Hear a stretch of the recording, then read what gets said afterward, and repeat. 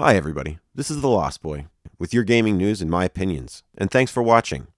If you enjoy this video or agree with the things I said, feel free to like and subscribe, and don't forget to hit the notification bell if you'd like to see new videos when they come out. A lot has happened since my last video, so there's quite a bit to cover.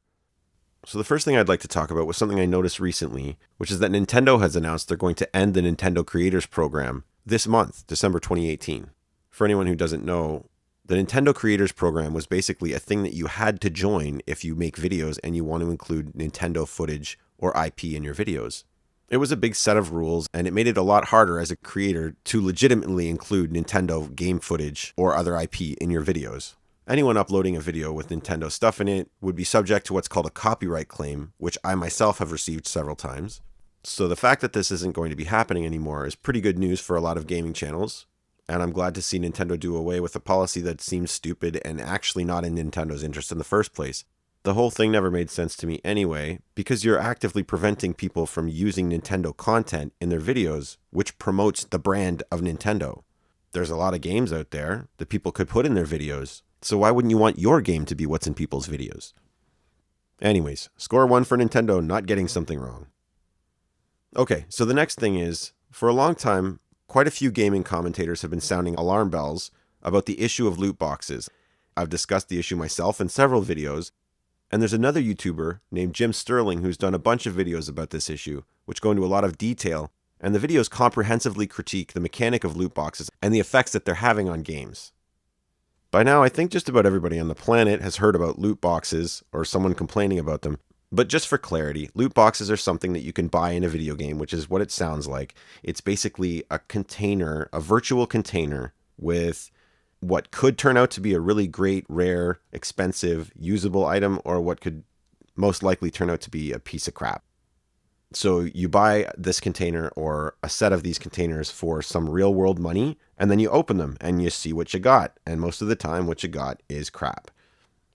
Since game publishers and game developers have realized the amount of profit that they can make out of a system like this, they've started jamming these into games like crazy, and they've actually started sort of messing with the balance of games to make it more needed to put money into things like this. As this practice has increased, sure, a lot of people on YouTube are complaining about it and things like that, but also governments are starting to take notice.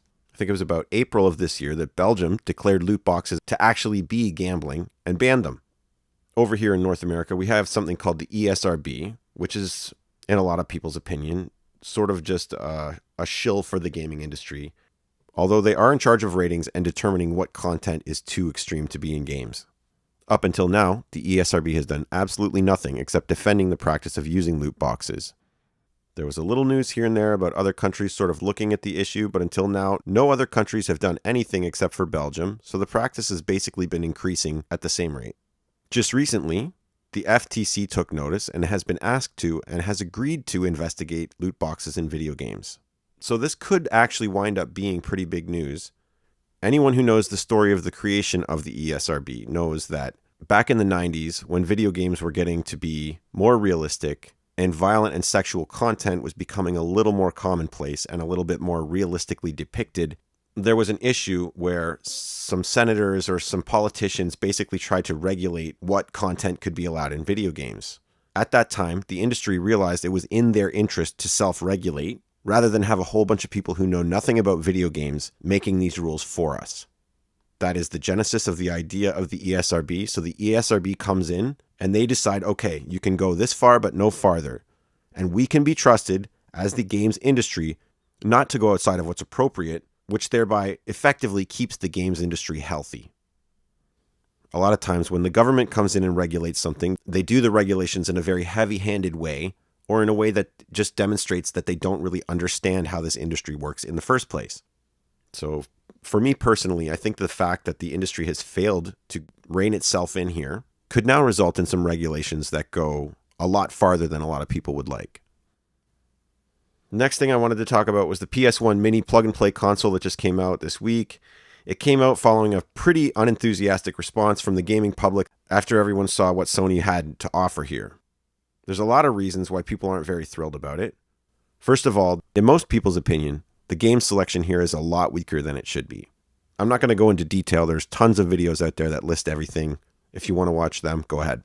The next thing is that half the game ROMs basically are, for some reason, they're PAL ROMs instead of NTSC ROMs, which this is a little technical, but it has the effect of running the games at a frame rate of 50 frames per second instead of our North American NTSC frame rate of 60 frames per second.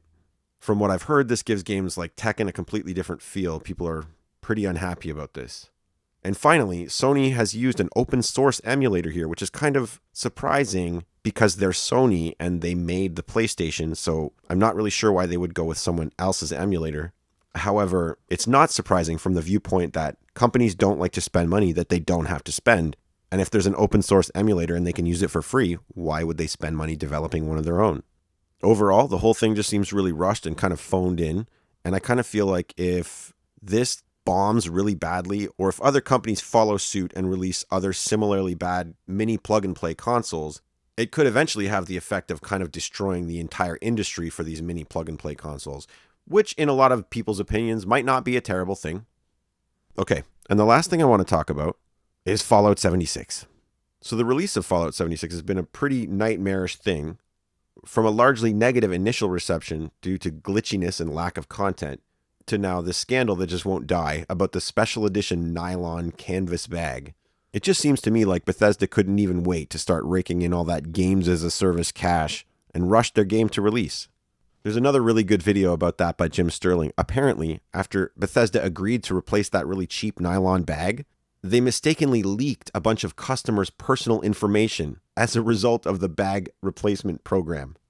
This topic almost seems like a deja vu after just talking about the PS1 Mini release here. These companies are just lazy. They're just crapping out crap and they want us to pay money for it. And the thing is, a lot of us do pay money for it. So if we keep doing that, they'll keep doing that. I actually really kind of wanted the PS1 Mini, but when they first announced it, they only listed 5 of the 20 games that were going to be on it. And I thought, why would I pre-order something when I only know 25% of what's going to be on it? So I waited. And then by the time the full list was released, it was also revealed about the open source emulator and a less than awesome looking user interface that people were starting to complain about. So that was it for me. Anyways, that's it for this week's video. Any of your thoughts or opinions are appreciated. Please just comment below. Thanks very much for sticking around. Always remember your happy thought, and I'll see you next time.